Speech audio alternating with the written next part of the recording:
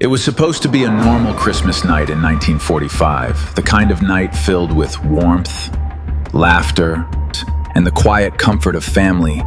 But by morning, 5 children would vanish without a trace, leaving behind a mystery so disturbing that even decades later, no one has been able to explain it.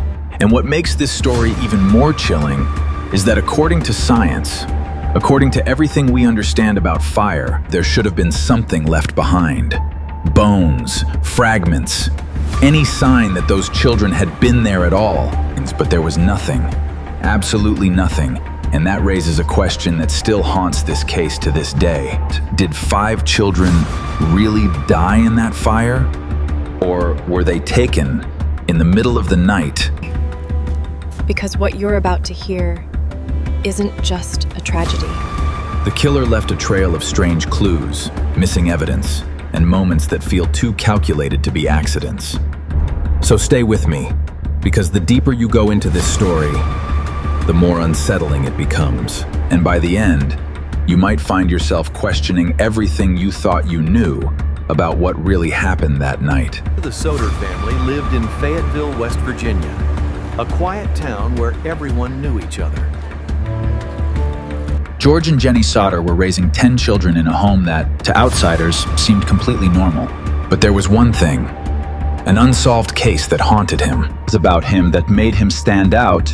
He was outspoken, especially about politics, particularly about the government. And during that time, those opinions were not always welcomed. I want to look into that. In fact, they had already brought him unwanted attention. George had received strange and unsettling threats in the past. One man even warned him directly, telling him that his house would one day go up in flames and his children would be destroyed.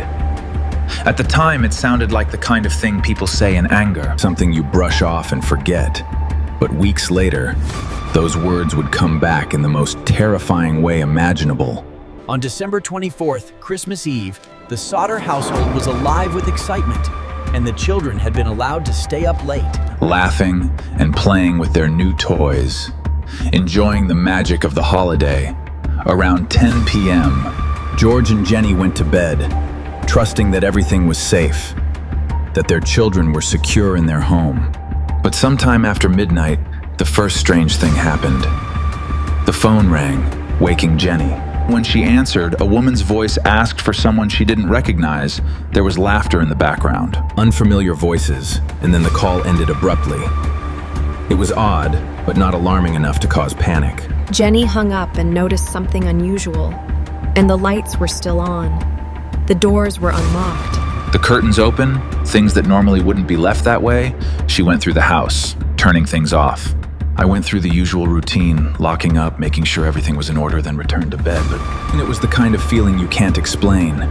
A quiet sense that something is wrong, even when everything appears normal. And then, not long after, that feeling turned into reality. Around 1 a.m., Jenny woke again. This time to the smell of smoke, thick and suffocating. The house was on fire. Flames were already spreading, moving faster than anyone could have expected. Panic erupted instantly. George! Jenny! Wake up! Get out! Grab them! Run! Grab the others! Go! Go! We got them! Let's move! Faster! But 5 were still upstairs, trapped. George ran outside, desperate to save them. He always kept a ladder by the house, but when he reached the spot where it should have been, it was gone, completely missing. Time was slipping away. He turned to his trucks. I saw them. He could use them to climb onto the roof, break a window, reach the children somehow. It's the only way.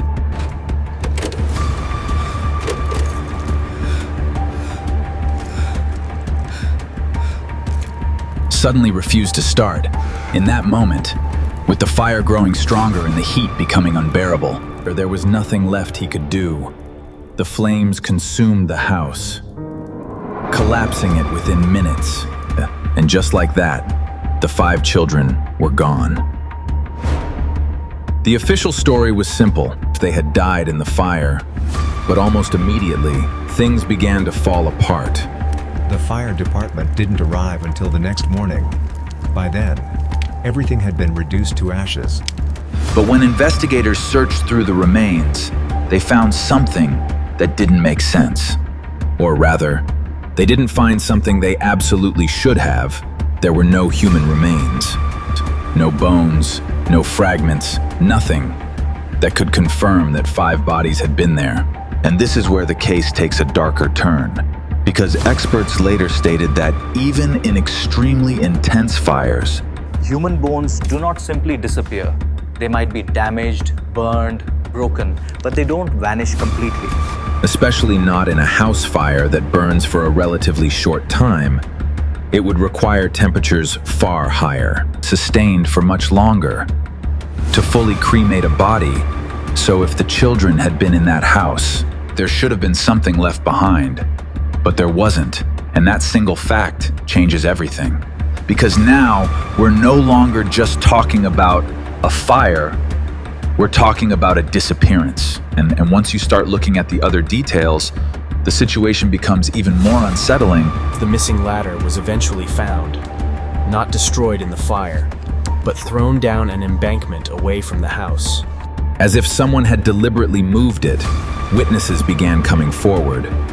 One person claimed to have seen people watching the house burn that night, not trying to help, just standing there, observing. Another witness said they saw the children in a car driving away from the area around the time of the fire.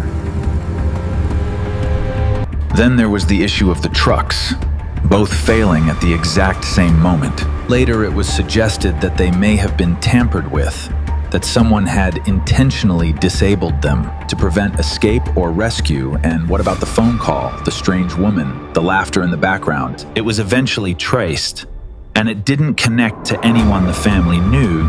It was as if someone had called, "I just need to confirm something," or to distract. Has something already been set in motion? And when you put all of these pieces together, it starts to look less like an accident and more like something planned. Something deliberate, something carried out with precision. Years passed, but the Sodder family never accepted the official explanation. They believed their children were still alive, that they had been taken, not killed, I am sure of it. They put up billboards, followed leads, chased any piece of information that might bring them closer to the truth. And then, one day, something arrived that reignited everything. Jenny received a letter containing a photograph of a young man. On the back was a message that referenced one of the missing children, Louis Sodder. The resemblance was striking. Same eyes, same facial structure. It was enough to make anyone pause. Could this really be him? Could one of the children have survived, grown up somewhere else, living a completely different life? The family believed it was possible. They held on to that belief for the rest of their lives, but no definitive proof was ever found, and so the case remained suspended between possibilities, between what we're told happened and what the evidence suggests might have happened. There are several theories. The official version claims the children died in the fire, but it fails to explain the absence of remains, the missing ladder, the disabled vehicles, the witness sightings. The second theory suggests kidnapping, possibly connected to the threats George had received. The idea that someone targeted the family, set the fire as a distraction, and took the children during the chaos. That's the theory.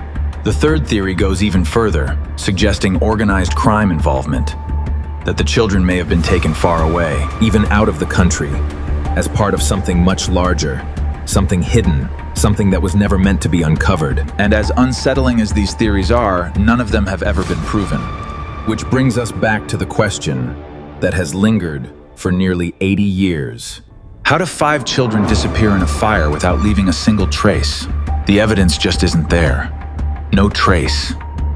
Nothing but the nagging question, how? Because if they died, there should have been remains. And if there were no remains, then what really happened that night? Were they victims of a tragic accident? Or were they taken, carefully and deliberately, in a plan that unfolded perfectly under the cover of flames? And if they were taken, Where did they go? Who took them, and why? Because somewhere, buried beneath time and silence, I'm gonna find the truth. The truth still exists, and until it's found, this case will remain one of the most haunting mysteries in history. Some stories aren't just about loss. They are about absence, about echoes in the silence. We have to look closer, and of a night where 5 children went to sleep and were never seen again.